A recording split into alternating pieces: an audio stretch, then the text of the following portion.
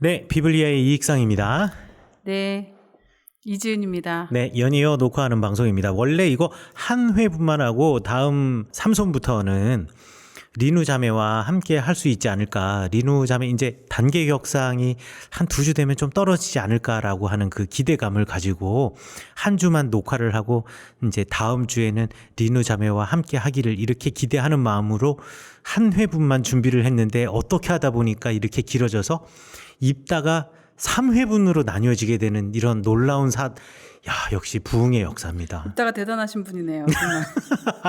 보통 분이 아닌 거예요. 네, 그래서 오늘은 입다와 에브라임 사람들의 그 전쟁 이야기, 그리고 입산하고 엘론하고 압돈이라고 하는 사사들의 이야기까지 이렇게 묶어가지고 하나로 해서 12장, 사사기 12장을 끝내고 우리 다음 시간에는 삼손으로 하도록 하겠습니다. 입다와 이제 에브라임 사람들에 관한 이야기인데요. 입다와 에브라임 사람들에 관한 이야기는 이제 본격적인 내전입니다. 사실 이스라엘 사람들이 출애굽해서 가나안 땅에 들어와 가지고 가나안 사람들과의 전쟁은 내전이라고 할 수가 없죠. 서로 다른 민족과 민족과의 전쟁이니까. 그런데 사사 시대에 들어오면 12지파가 같은 지파임에도 불구하고 서로 간에 전쟁을 치르는 이야기들이 심심치 않게 많이 나와요.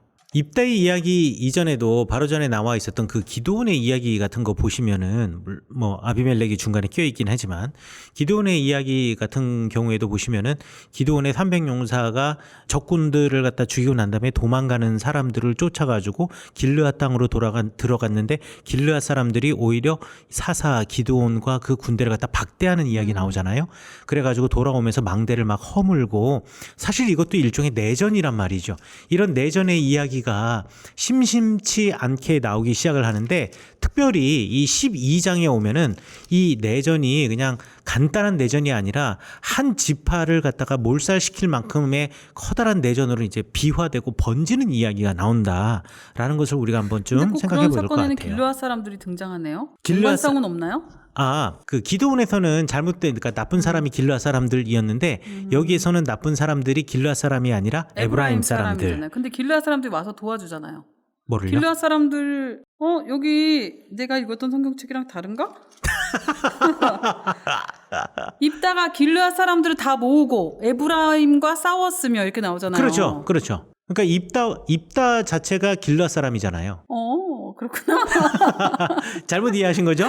네. 그럴 수도 있지. 그러니까 성경 이 방송을 듣는 분 중에 저와 같은 사람들이 많을 수 있다는 거. 예, 그럴 수 있습니다. 네, 그럴 수 있습니다. 네, 그럴 수 있으니까. 참 근데 듣다 보면 신기해요. 왜 싸울 때 보면은 그러니까 부부 가운데 싸운다라기보다도 이제 말다툼이죠. 말다툼할 때 보면은 잘 생각해 보면 내가 특별히 잘못한 게 없는 것 같아. 그런데 이렇게 말이 주고받으면서 이제 감정이 상하면서 말다툼을 하다 보면 이게 내가 잘못한 사람이 되는 거, 그런 거 있잖아. 잘못을 했어요. 포인트 잘못을. 아니, 지금 이것도 내가 특별히 그래서 얘기가 시작되는 거예요. 잘못을 하지 않았으면 얘기를 하지 않죠. 무사히 무슨 얘기를 해요. 그냥 평화로운 관계가 유지되면서 그냥 즐겁게 뭐 애들이랑 뭐 이렇게 일상생활이 유지가 되는데, 일단 얘기를 하기 시작했다. 그럼 잘못을 누군가가 한 거예요. 그렇죠. 그 누군가가 이제 내가 아닌데. 그거는 목사님 생각이고. 이야기를 하다 보면 되게 내가 나쁜 사람이 되는 것 같은 그런 나쁜 것처럼. 사람까지는 아니지만 잘못은 했어요. 그래요.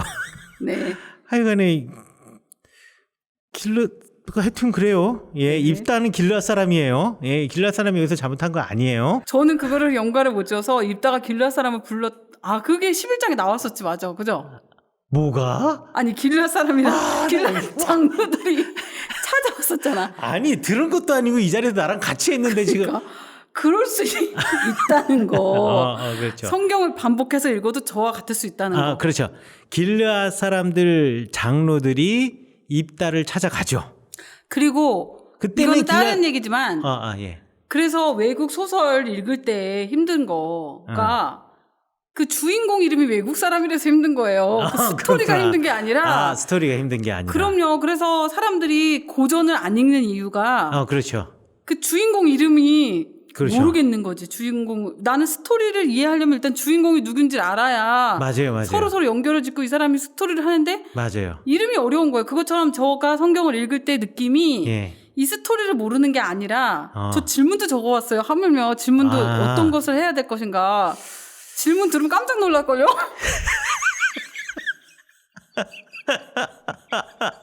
무슨 질문인지 또 궁금하네. 근데 문제는 그 고유명사가 맞아요. 된다는 점.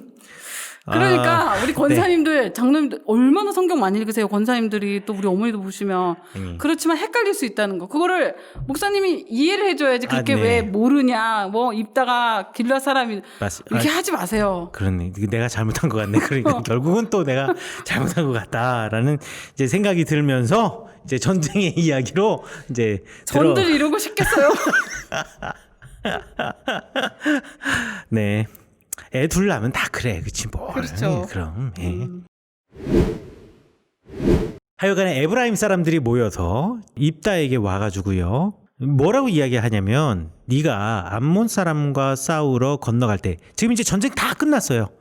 전쟁 다 끝나고 지금 에브라임 사람들이 뒤늦게 와서는 입다에게 뭐라고 이야기하냐면 암몬 사람과 싸우러 건너갈 때 어찌하여서 우리를 불러서 너와 함께 가게 하지 아니하였느냐라고 항의를 하는 거죠. 그 제가 첫 번째 질문. 에브라임 사람들을 안 불렀어요? 불렀죠. 왜 안 부른 게 불렀겠어요? 나왔어요, 성경에? 사사기 10장 17절에 보면 이게 또 말하고 틀리면 안 되는데. 예, 사사기 10장 17절에 보면 그때 암몬 자손이 모여 길르앗의 진을 쳤으므로 이스라엘 자손도 모여서 미스바의 진을 치고 길르앗 백성들과 방백들이 서로 이르되 누가 먼저 가서 암몬 사람과 싸움을 시작하랴 그가 길르앗 모든 주민의 머리가 되리라 라고 이야기를 해요. 이 이스라엘 자손들이 모여서 미스바의 진을 쳤다. 이게 뭐냐면 미스바가 이스라엘 백성들이 회의를 할 때 모이는 회의 장소예요. 이스라엘의 정 가운데. 거기에 이스라엘 백성들이 모였다라는 얘기가 뭐냐. 모든 지파의 사람들을 다 불러 모았다라는 얘기예요. 그때 에브라임 사람들도 있었다. 안 왔다. 안 왔다? 안 왔다? 안 왔다. 뭐 안 왔으면서 근데 그래서 제가 궁금했던 게 난 에브라임 사람들이 왔다고 읽은 적이 없는 것 같았거든요. 뭐 자신할 수는 없지만. 그러니까 두 가지 생각할 수 있어요. 하나는 뭐 좀 우리가 보수적으로 봐서 그래 에브라임 사람이 왔어. 그러나 전쟁에는 참여하지 않았어. 라고 생각할 수도 있고요. 또 하나는 에브라임 사람 오지 않았어. 라고도 생각할 수 있어요. 두 가지 다 가능한데 두 가지 다 이제 공통점 교집합은 뭐냐? 에브라임 사람들은 전쟁에 참여하지 않았다. 만약에 왔는데도 전쟁에 참여하지 않았다라고 한다면 뭐 이유가 있겠지. 그러면 이유가 있으면 안 돼요. 이스라엘 사람들은요 여호수아 시대 때 이미 약속을 했어요. 전쟁할 때 다 함께 하는 거예요. 이거는 약속이에요. 서로 간에 우리가 다 함께 하자. 이걸 갖다가 이제 신학대학 다니는 사람들한테 좀 멋있게 표현해서 뭐 12지파의 동맹, 인보 공동체 뭐 이런 식으로 뭐 멋있게 이름 붙이지만 쉬운 이야기는 이거예요. 전쟁할 때 12지파 다 함께 한다. 쉽게 얘기해야 돼요. 그렇지. 나도 인보 공동체라는 말은 내가 무슨 말을 하는지도 모르는 그거 무슨 말인지 나도 잘 몰라요. 나도 잘 모르는데 그냥 그렇게 외웠을 뿐이에요. 어찌되었든 왔는데 전쟁에 참여 안 했다. 이게 나쁜 거고요. 불렀는데 안 왔다. 이것도 나쁜 거예요. 어찌되었든 에브라임 사람들은 부름에 응답하지 않았고 전쟁에 참여하지 않았던 거예요. 애초부터 안 불렀던 게 아니라는 거예요. 그래서 질문은 네. 안 왔으면서 네. 첫 번째도 안 왔고 두 번째도 어쨌든 전쟁에 참여를 안 했잖아요. 그렇죠. 근데 왜 지금 와서 네. 안 불렀냐고. 예. 그러면서 이게 그래서 적반하장이 아닌가. 네. 제가 그 질문을 준비해 왔어요. 그렇죠. 적반하장. 나는 잘못한 게 없는데 이야기를 듣다 보니 내가 잘못한 사람이 되는. 깜짝 놀랐죠. 내 질문. 좋은 질문인데요. 그쵸? 전리품 때문이에요. 항상 전쟁 끝에 싸움이 나는 이유는 전리품 때문이에요. 아니 이런 거 생각해 보세요. 아니 자기는 하지도 않았으면서 전리품은 전쟁에 나갔던 사람들이 나눠 갖는 거 아니에요? 맞죠. 제가 서당계 3년이면 풍어를 읊는다고 맞아요, 또 맞아요. 주워 들은 게 있어가지고. 맞아요. 전쟁에 나갔던 사람들이 서로 나누어 갖는 게 전리품인데요. 이 전리품이 너무나 에브라임 사람들이 탐났던 거예요. 그럼 전쟁을 나왔어야죠. 그렇지. 전쟁을 나왔어야지 당연히. 당연히 이제 전쟁을 나왔어야 되는데 에브라임 사람들 입장에서는 이미 어떻게 하면 전쟁 없이 내지는 최소한의 전쟁을 치르면서 전리품을 획득할 수 있는가를 에브라임 사람들이 이미 알고 있었어요. 너무 얍삽하다. 되게 얍삽하지. 근데 야 이게 정말 경험이라는 게 무서워요. 사사기 8장 보시면 기드온 이야기예요. 사사기 8장 2절에 보면 기드온이 그들에게 이르되 여기서 그들은 에브라임 사람이에요. 에브라임 사람들에게 이르되 내가 이제 행한 일이 너희에게 한 것과 비교되냐. 에브라임의 끝물 포도가 아비에셀의 만물 포도보다 낫지 않느냐. 이게 뭐냐면 기드온이 일단 전쟁을 했어요. 300명을 가지고 지금 엄청나게 많은 사람들을 갖다가 지금 처부수고서 가고 있는데 지금 도망가고 있는 거의 패잔병에 가까운 지금 미디안 사람들을 갖다가 에브라임 사람들에게 급하게 전령을 보내서 나루터를 잡고서는 그곳에서 이 사람들을 갖다가 좀 잡으라고 이야기를 해요. 그래서 에브라임 사람들이 오렙과 스웹을 잡아요. 요단강에 이르는 수로를 점령하고 오렙과 스웹을 잡아가지고 전쟁에서 일정 부분의 승리를 거두게 돼요. 근데 이거는 치열하게 내 목숨을 걸고 싸운 전쟁의 승리라기보다는 이미 도망가고 있는 패잔병을 잡은 거예요. 거의 그냥 거저먹은 전쟁이라고 보면 돼. 에브라임 사람들은 이걸로 전리품을 기드온 시대 때 엄청나게 챙겨갔던 경험이 있었던 사람들이야. 그러니까 이 경험을 가지고 야 내가 굳이 전쟁의 전면에 등장하지 않아도 전리품을 겁박해서 얻어낼 수 있는 방법이 있구나라는 것을 이제 경험을 통해서 알게 된 사람들이 입다의 이 전쟁 때 참여하지 않다가 마치 기드온의 전쟁 때 끝물에 가가지고 전리품을 얻은 것처럼 전쟁 끝나고 난 다음에 그 전리품을 가져오고 싶었던 거지. 그래서 입다에게 가가지고 다시 한번 시비를 거는 거예요. 아까도 보면 아까라는 표현이라는 좀 안 좋지만 아까라는 표현보다는 한참 전이죠.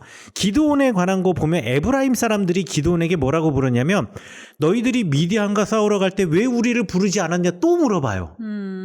이것도 마찬가지야. 불렀는데 안 간 거였거든. 지금 그 이야기를 똑같이 또 써먹고 있는 거예요. 왜 전쟁 나갈 때 우리 부르지 않았느냐. 그때 통했거든 그게. 그렇죠. 그 얘기예요. 한 번 통했으니까 이거 또 써먹자 이거예요. 야, 그러니까 정말 어이가 없는 거지 이게. 또 써먹은 에브라임 사람들의 요 전략과 작전을 왜 입다가 몰랐겠어요. 입다도 아마 알았을 거예요. 입다는 이미 역사를 꿰뚫고 있었던 사람들인데 왜 사람인데. 그렇지. 사람인데 왜 이 이야기를 몰랐을까요? 아마 알았을 거예요. 그래서 입다가 이번에는 이거를 그냥 둬서는 안 되겠다 생각했을지도 모르고 두 번째 이미 딸 때문에 마음이 지금 막 무너져 있는 상태야. 무너져 있는 입다에게 찾아와서 에브라임 사람들이 위로를 못 해줄 망정 전리품 달라고 지금 생떼를 쓰고 있는 거 아니에요. 꼬투리를 잡고 있는 거 아니에요. 그러니까 2절에 보면 입다가 에브라임 사람들에게 말하죠. 기드온처럼 뭐 외교적인 수사 이런 거 없어요. 그냥 정확하게 이야기를 해요. 직선적으로. 나와 내 백성이 암몬 자손과 크게 싸울 때 내가 너희들을 불렀는데 너희가 나를 그들의 손에서 구원하지 아니한 고로 그러니까 너희들이 오지 않았다는 얘기죠. 네. 나는 너희가 도와주지 아니하는 것을 보고 내 목숨 돌보지 않고 건너가서 암몬 자손을 쳤다라고 아주 직선적으로 이야기를 해요. 기드온처럼 막 외교적인 수사, 정치적인 수사 이런 거 없어요.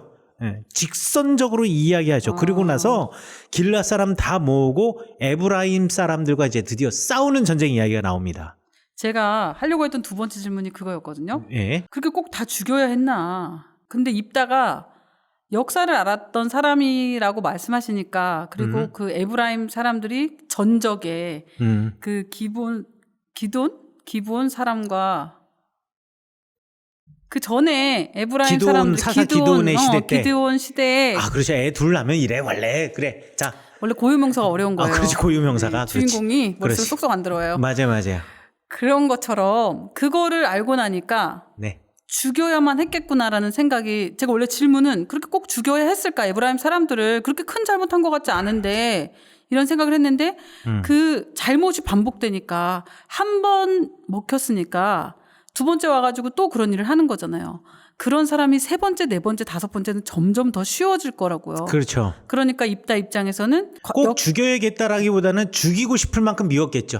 얄밉고 싫고. 그렇겠죠. 그렇죠. 근데 그래도 그냥 에브라임이 생각했을 되게 야비해 보이고. 그렇게 꼭 그렇게 죽일 것까지 그 하나하나 확인해가면서 네. 그 죽일 일은 아니지 않나 이런 생각했는데. 뭐 일단 저는 첫 번째 입다의 마음은 충분히 이해가 가요. 지금 아주 지금 슬퍼요. 그러니까 그때 딸 때문에 지금 이미 디프레스가 돼 있어. 그런데 용서해줄 수 없는 상황이 된 거지. 그렇지. 위로의 말이 아니라 지금 에브라임이 만약에 입다가 기분이 좋을 때 아마 와서 얘기했으면 입다가 요만큼 떼어줬을지도 몰라요. 그러니까 화를 자초한 거야. 그렇지. 에브라임 사람들은 잔꾀를 부리다가 맞아요. 지금 댄탕 당한 거예요. 그런데 한편으로 입다가 좀 심하긴 했지. 그렇다고 그렇게까지 뭐 죽일 이유가 있었을까라고 생각했을 수도 있겠지만 왜냐하면 에브라임 사람들이 죽은 사람이 42,000명이나 되었으니까 이게 그냥 단순히 뭐 본보기로 몇 명 죽였다라기보다는 대량 학살에 가깝잖아요. 이런 거에 비하면 좀 심하긴 했다라고 생각이 들긴 하는데 어떤 면에서 보면 좀 심하긴 했지만 에브라임 사람들이 맞을 짓을 했다. 그리고 에브라임 사람들이 이런 뭐라 그러지? 이런 일을 당할 만하다라는 표현하면은 너무나 이 죽음이 너무 가볍다라고 생각되긴 하지만 하여간에 그렇다는 제 마음을 이해하죠. 네, 한 가지 구약을 읽고 구약을 좀 공부라기보다는 구약에 대해서 궁금하기 전에는 교회는 다 용서해주고 사랑해주고 다 덮어주고 이렇게 해야지만 그런 원리만 있는 줄 알았어요. 그러다가 구약을 읽으면서 왜 이렇게 죽이고 싸우고 벌하고 막 이런 게 많을까 그런 생각이 정말 좀 내가 생각했던 성경과 너무 달라가지고 네. 좀 놀랐거든요. 근데 이 비블리아 방송을 들으면서 어느 날 목사님이 그 얘기를 했어요. 성경을 통해서 우리가 과거의 일들을 통해서 그렇게 살지 말아야겠다는 교훈을 얻어야 된다. 뭐 이런 식의 얘기를 하셔가지고. 네네. 위인전이 아니다. 위인전이 아니다라는 얘기가 되게 그 리누 자매도 한번 그 얘기를 했어요. 리누 자매 처음 나왔을 땐가. 제가 그 말을 이해하고 나니까 이 죽이고 벌하고 그런 게 어떻게 성경에 이런 일이 있을 수가 있지 이렇게 보이기보다는 그럴 수밖에 없었던 그거를 우리에게 알려주고 싶은 구약의 이야기가 여기 있는 이유가 있겠다. 그런 생각도 하게 돼요. 그래서 그때 그렇게 꼭 다 죽여야 했을까 이런 의문이 들기도 하면서 이유가 있지 않을까 그런 죽음의 이야기를 실어놓은 이유가 있지 않을까 그런 생각도 해봤어요. 이 이야기를 통해서 알 수 있는 사실 하나는 뭐냐면 이제 12지파의 공동체가 여호와 하나님 그리고 그 말씀에 근거해서 그리고 그 말씀 때문에 하나 되는 공동체가 되는 시대는 끝났다라는 거예요. 서로 지파 간에 오로지 이윤과 득실 계산만이 남아있고 나에게 유리하면 언제라도 뛰어들고 불리하면 언제라도 빠져 있다가 내가 어느 정도 힘이 있고 권력을 가지고 있고 능력이 있는 지파라고 한다면 저 사람들이 다 차려놓은 밥상에 숟가락만 얹어도 된다라고 생각했던 시대. 그러니까 서로를 도와주고 서로를 갖다가 살리는 일에 앞장서고 함께하기보다는 나만을 보신하다가 어느 순간에 내 이득만 챙기는 시대로 바뀌어졌다라는 거. 이 이야기가 바로 입다와 에브라임 사람들 간의 전쟁의 이야기이고 그리고 또 두 번째로는 12지파가 더 이상은 서로를 돕는 관계나 끈끈한 신앙의 관계 이제 아니다라는 것. 언제라도 적이 될 수 있는 관계였다라는 것. 그리고 열둘이라고 하는 지파로 온전한 것인데 이제는 한 지파가 몰살당하는 일이 뭐 거의 몰살당하는 일 아니겠어요? 몰살당하는 일에 대해서도 이제는 눈 깜짝하지 않는 사회. 그러니까 그 사람들 한 지파의 죽음에 대해서 애도하지 않는 사회. 그 생명의 죽음에 대해서 슬퍼하지 않는 사회. 그러니까 적보다 더 무서운 사람이 우리 동족이 된 사회가 바로 사사기의 그러니까요. 사회라는 거예요. 근데 저는 그 전쟁에 뭐 이스라엘의 어떤 나눠지는 거 그게 솔로몬 후에 그 남유다와 북이스라엘 그때의 이야기라고만 생각했는데 네. 이번에 이거 그 질문을 준비하면서 네. 물론 그 전에도 있었겠지만 이걸 보면서 어머 이 사사기 시대는 그때보다 한참 앞선 시대인데도 벌써부터 저렇게 서로 같은 민족끼리 싸우고 죽이고 했네. 그게 좀 충격이었어요. 그렇죠. 제가 출애굽한 지 얼마 안 됐을 때잖아요. 이렇게 그 후로 생각해보면. 제가 학교 다닐 때 유대학 그 배울 때 교수님이 하신 말씀 중에 하나가 예전에도 한번 얘기했던 것 같은데 유대인들은 단 한 번도 외적에 의해서 쓰러진 적이 없다. 다 내전으로 망했다. 내부 분열로 망한 것이다. 그래서 제가 고유명사 얘기를 자꾸 한 게 에브라임이나 뭐 이렇게 성경을 이렇게 전체적으로 잘 많이 안 읽기도 했고 잘 몰라서 그런지 다른 민족인가? 라는 생각을 하게 돼요. 그게 이렇게 싸우고 있는 이 둘이 서로 다른 사람들인가? 적이니까 민족끼리 싸운 게 아니라 다른 나라 사람인가? 이건 내가 모르는 다른 나라의 어떤 지도를 잘 모르니까 그리고 뭐 그렇게 생각했다가 그게 아니라고 생각하면 놀라운 거죠. 왜 자기네끼리 싸우지? 어떻게 보면 한편이 돼서 서로 지켜줘야 되는 관계들인데. 맞아요. 오히려 신앙이 사라지고 나니까 한 동족이 오히려 적보다도 더 무서운 사람이 되어버린. 그리고 그것이 이윤의 관계, 이득의 관계로 돌아서게 되면 형제도 없는 사회. 이거는 현재나 과거나 별 다름이 없다. 라고 우리가 한번 생각해 볼 수 있을 것 같고 그래서 이 입다와 에브라임 사람들의 싸움에서 우리가 주로 이제 기억하고 있는 것은 뭐냐면 쉿볼렛. 그러니까 발음하지 못하는 에브라임 사람들이 쉿볼렛 발음을 하지 못해서 쉰 발음을 못해서 쓰인 발음 쉿볼렛 한다.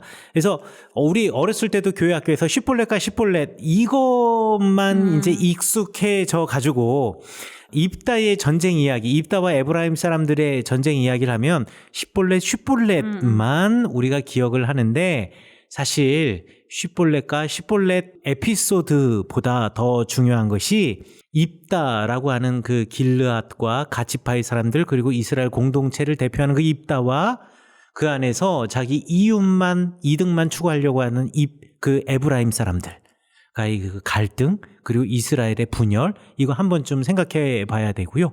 아이러니하게 에브라임 사람들이 요단강의 수로를 넘어가는 길을 막아놓고 미디안 사람들을 죽인 것처럼 요단강 나루터에서 그 요단강의 나루터 수로에서 이 에브라임 사람들이 마치 미디안 사람들처럼 죽임을 당했다.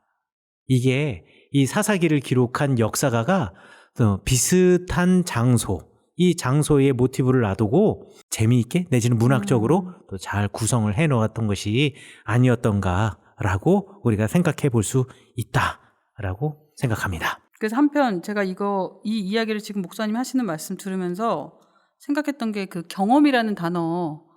그 에브라임 사람들에게는 두 번째 다시 그 길라 사람들에게 찾아와서 입다한테 나를 부르지 않았냐고 이렇게 물어보잖아요. 그게 첫 번째 경험, 내가 했던 것이 어느 정도 이렇게 경험이 들어맞았었잖아. 목적을 달성했었잖아요. 그 그렇죠. 전리품을 처음에는 얻었던 목적을 것들이. 달성했죠. 그 경험이 두 번째를 가능하게 만들잖아요. 그렇죠. 그런데 그 경험 때문에 결국은 죽게 되는 거잖아요. 한 번은 통했으나 두 번째도 통했을 거라고 생각했는데 그게 어쨌든 자기네들에게 통하지 않았는데 그 경험이라는 게 우리 지금 저는 나이가 많은 것도 아니고 젊은 것도 아닌데 요즘 특히나 지금 세대에 보면은 라떼는 말이야 막 이러면서 과거의 어른들과 지금의 젊은이들이 그 단어 하나로 많이 나뉘잖아요. 왜냐면 어른들은 경험이 있으니까 나 때는 이랬는데 물론 좋은 뜻에서 지금 앞으로 너네들 그렇게 하면 안 될 거야 라든지 그게 이제 훈계가 될 수도 있고 그리고 나 때 이랬으니까 너네도 이래야 돼 이렇게 말하는 경우가 생기잖아요. 그러니까 그 경험이라는 게 다 옳지도 않고 다 틀리지도 않은 것 같다는 생각이 들어요. 에브라임 사람들 입장에서는 그 첫 번째 경험이 좋은 걸로 작용했겠죠. 왜냐면 자기들이 원했던 거를 성취했으니까. 근데 그 두 번째는 그 경험이 오히려 자기네 두 번째를 가능하게 했지만 그게 나쁜 결과를 얻게 됐잖아요. 근데 신앙에서도 보면 저는 그 경험이 작용할 때가 많거든요. 제가. 나 과거에 이랬는데 하나님이 이렇게 해주셨어. 그러니까 다르게 행동하려고 하는 사람들에 대해서 저렇게 하면 안 되는데 뭐 예를 들면 내가 가지고 있는 가치관에 신앙의 우선순위를 강요한다든지 지금 코로나 시대에는 그런 것들이 경험 내가 가지고 있던 것들이 막 흔들리는 시대잖아요. 그것에 대해서도 한번 생각해 봐야 되지 않을까. 그냥 그 에브라임 사람과 그 입다의 이야기를 보면서 그런 생각을 해봤어요.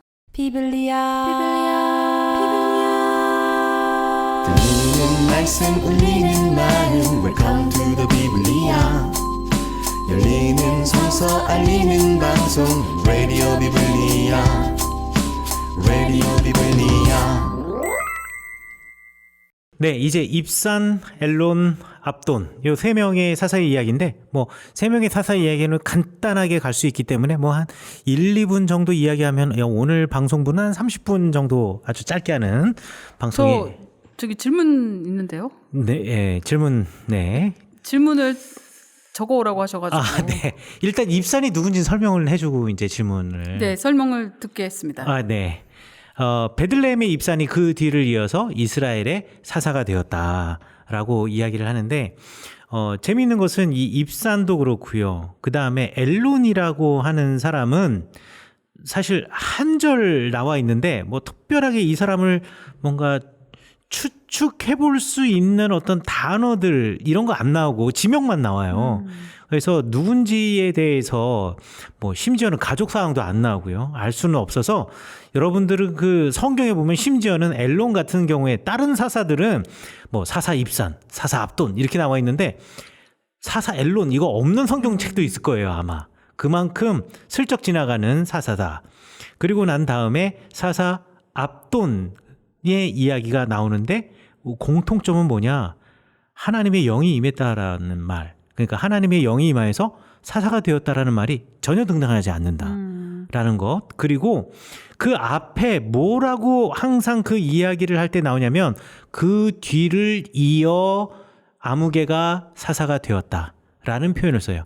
이게 마치 한 왕이 죽고 난 다음에 그 뒤를 이어 그 아들 누구가 그 왕이 되었다라는 말처럼 그 사사가 죽은 뒤에 그 뒤를 이어서 누구에게 하나님의 영이 임하여 그가 사사가 되어서 뭐 이스라엘을 구원하였다 이런 말이 나오지 않는다라는 거예요. 하나님의 영도 안 나오고 구원하였다라는 말도 안 나와요. 그래서 성경을 연구하는 학자들 가운데에는 뭐 이전에도 이미 기드온의 때에 그런 기미가 보이긴 하였지만 사사는 이스라엘의 의사결정의 최고 책임자는 학벌이나 그 사람의 집안이나 내지는 그 사람이 속해 있는 지파라든가 이런 것들에 의해서 선택되는 것이 아니라 하나님께서 그 사람이 성별과 관계없이 그 사람의 지위와 관계없이 가문의 어떤 영향력과 관계없이 하나님이 영을 부어주시고 하나님의 영이 임한 사람이 사사가 되는데 이제 입산 엘론 압돈의 이야기를 통해 그 뒤에 이어서 아무개가 사사가 되어서 그 다음에 죽었다라는 이 이야기는 마치 왕조처럼 이 사사가 권위가 사람들에 의해서 공동체에 의해서 누구에게 그냥 전달되어지는 하나의 지위, 직책이 되어버린 것이 아니었던가라고 사람들이 추측을 한다라는 거예요. 그 이야기가 이제 입산, 엘론, 압돈의 공통점이다라고 생각하시면 되겠습니다. 이 입산 같은 경우에는 이제 이스라엘의 사사 베들레헴에서 됐으니까 유다 사람이겠죠. 그래서 아들 30명과 딸 30명을 두었다. 제가 질문이 뭐였냐면 입산이 아들 30명, 딸 30명을 두었더니 그가 딸들을 밖으로 시집 보냈고 아들들을 위하여는 밖에서 여자 30명을 데려왔다라 이런 표현이 있는데 한국말 성경을 읽는 저는 밖에서라는 단어가 궁금했어요. 그러니까 이방에서, 우리 공동체가 아니라 밖에서 다른 안 좋은 의미로 밖에서가 아닐까? 그러니까 이스라엘 공동체 밖에서 응. 충분히 그럴 수가 있어요. 그러니까 사사기를 연구한 그 뭐라 그러죠? 그 주석서들에 보면 의견이 분분해요. 하나는 사사 입산이 속해 있는 지파가 이제 유다 지파인데 유다 지파 바깥에서 여인들을 데리고 왔다라고 주석을 한 사람들도 있고 이스라엘 공동체 바깥에서 이 사람들을 데리고 왔을 것이다 라고 추측하고 설명하고 있는 주석책도 있어요. 왜냐하면 밖이라고 되어 있지만 어디 밖인지가 정확하게 히브리어에도 쓰여 있지 않기 때문에 이 바깥이 어디인가라는 거에 대해서는 잘 알 수가 없어요. 가문 밖이냐 지파 밖이냐 아니면은 이스라엘 공동체 밖이냐. 그러나 전반적으로 사사들의 이야기가 사사들 또 다른 사사들로 이렇게 거듭해 갈수록 점점 신앙의 나락과 내리막길로 걸어가는 구조라고 보았을 때 이 바퀴라는 것은 이스라엘 공동체 바뀔 확률이 높지 않을까라고 저는 생각을 하고요. 그렇다고 한다면 이 사사 입산과 같은 사람은 대단히 문제 있는 사사라는 거예요. 그렇죠. 왜냐하면 그냥 외교적인 역량을 가지고 나의 안전 내지는 내 삶의 부를 축적하기 위해서 누군가를 뭐 밖으로 시집을 보내거나 장가를 보내거나 이렇게 했다라는 것이 아니라 여기 보면 아들 30명과 딸 30명을 두었는데 딸들을 밖으로 시집을 보냈고 아들을 위해서 밖에서 여자 30명을 데려왔다라는 말은 뭐냐면 아들 30명이 전부 다 이스라엘 공동체 밖에 있는 사람들과 결혼을 했다라는 이야기가 되어버리는 거잖아요. 그렇죠. 그러면 심각해지는 거잖아요. 그렇죠. 이게 사사 중에서 가장 문제적인 사사가 될 수 있다라는 거죠. 그래서 이 입산이라고 하는 사람에 대해서 정확하게 나와 있지 않지만 이 입산이라는 말이 빠르다라는 뜻을 가지고 있거든요. 이 빠른 것이 하나님으로부터 떠나가는데 빨랐던 사람이 입산이 아니었겠는가라고 생각을 해 볼 수가 있는 거고요. 그리고 뭐 엘론이라고 하는 사람은 사실 어떤 삶을 살았는지에 대해서 도무지 알 길이 없어요. 네, 질문이 없어요. 예, 질문이 없어요. 질문할 수가 예. 없더라고요. 근데 이제 압돈이라고 하는 사람도 보면 질문 있어요. 아, 네. 질문을 찾아오라고 하셔가지고. 아, 네. 야, 난 30분 조금 넘으면 끝날 줄 알았는데 40분 가겠는데? 죄송합니다. 아니에요. 방송 분량을 채워주시니까 감사하죠. 마침 제가 지난번에 녹화할 때 야일이라는 사사를 야일, 네. 맞죠? 네. 야일.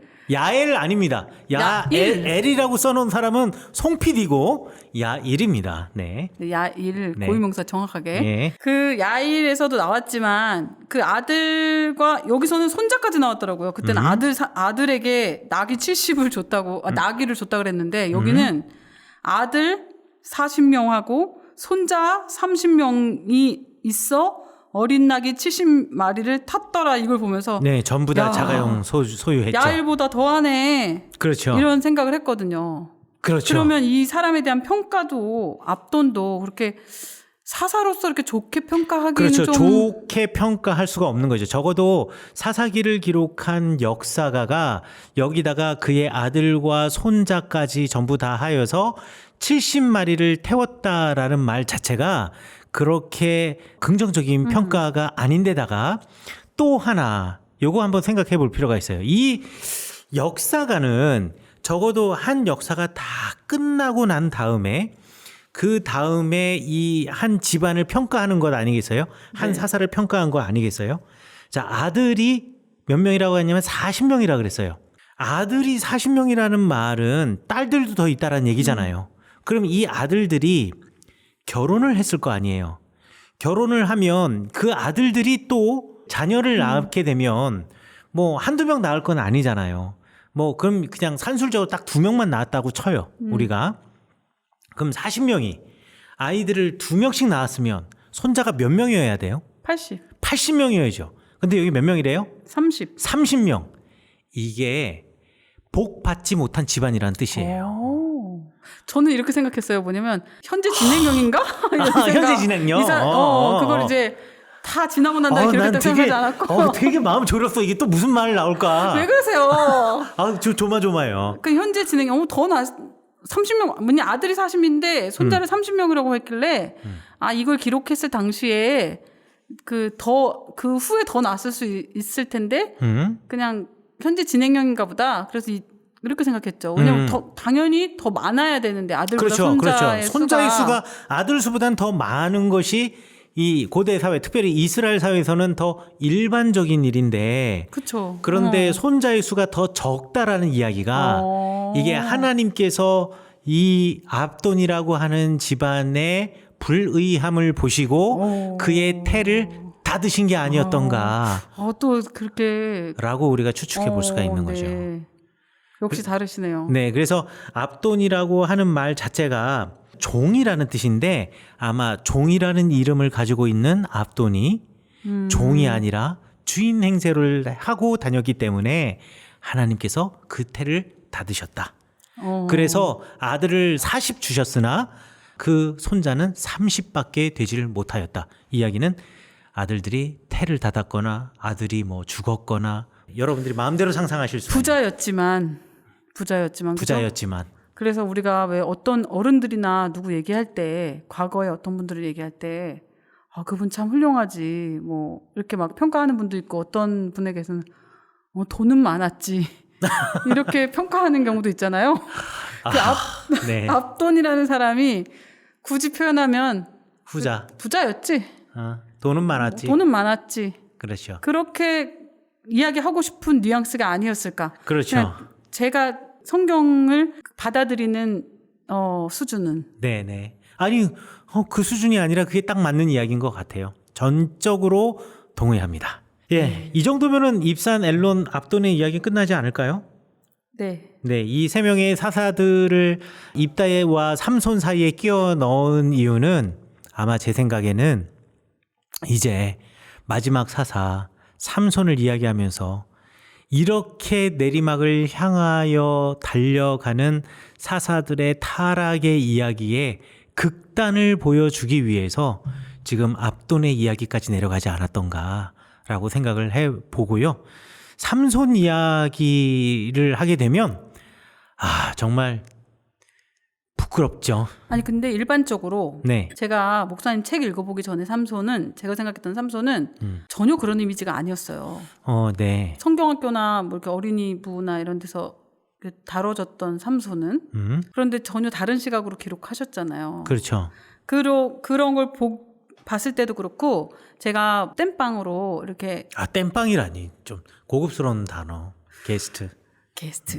그리고 보면서 사사기를 조금 이렇게 질문도 만들어야 되고 그러니까 보면서 남의 일 같이만 보여지진 않더라고요. 왜냐면 사사라는 그 시대의 사사라고 불렸던 그런 사람들의 그 행태, 점점 타락해가는 그 행태, 그리고 어떻게 기록되었나. 많은 사사들의 이름이 나오지만 어떤 사람은 하나님에게 이렇게 좀 하나님의 뜻대로 살려고 하는 사람이 있는가 하면 지금처럼 압돈처럼 부자였지 사사인데 사사가 부자였지라는 단어는 긍정보다는 부정이 많잖아요.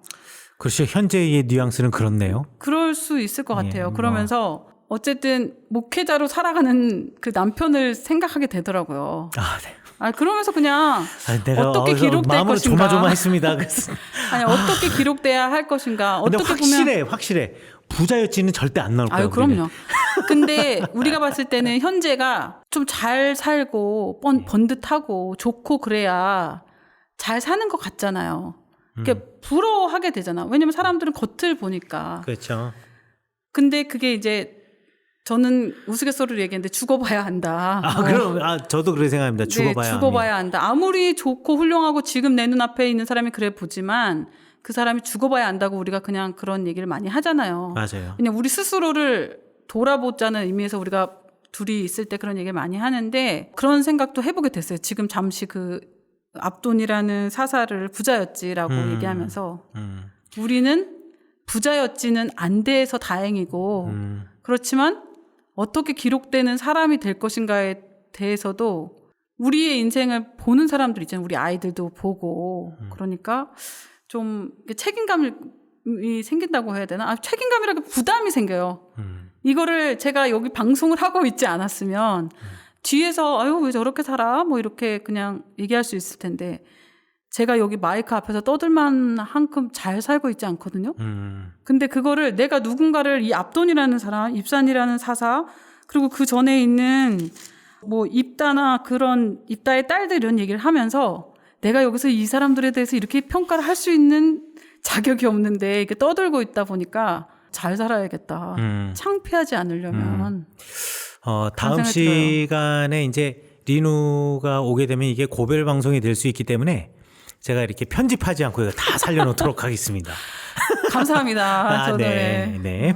자, 그러면 오늘 사사 입다, 입산, 엘론 그리고 압돈의 이야기까지 서로 마쳤고요. 우리 다음 시간에 삼손의 이야기로 다시 찾아뵙겠습니다. 감사합니다. 감사합니다.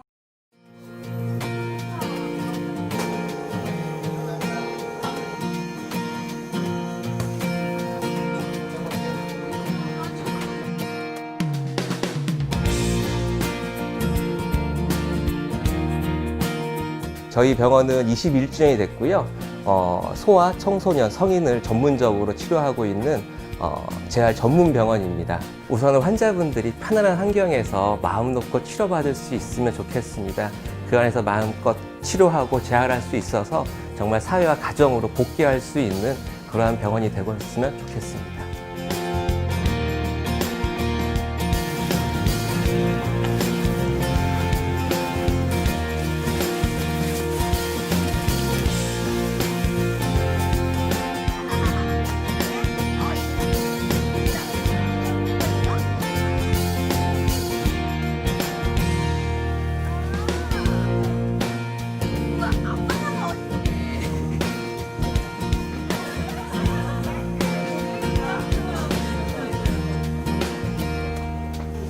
저희 아이는 이제 강직이 되게 심한 아이여가지고 이렇게 딱딱한 바닥에서 누워있는 것보다는 아무래도 이런 쿠션 같은데 누워있으면 그런 부분이 좀 줄어드는 부분도 있고 편해 하더라고요. 확실히 이제 그런 자극 같은 것도 톡 안기는 느낌이 있어서 그런 건지.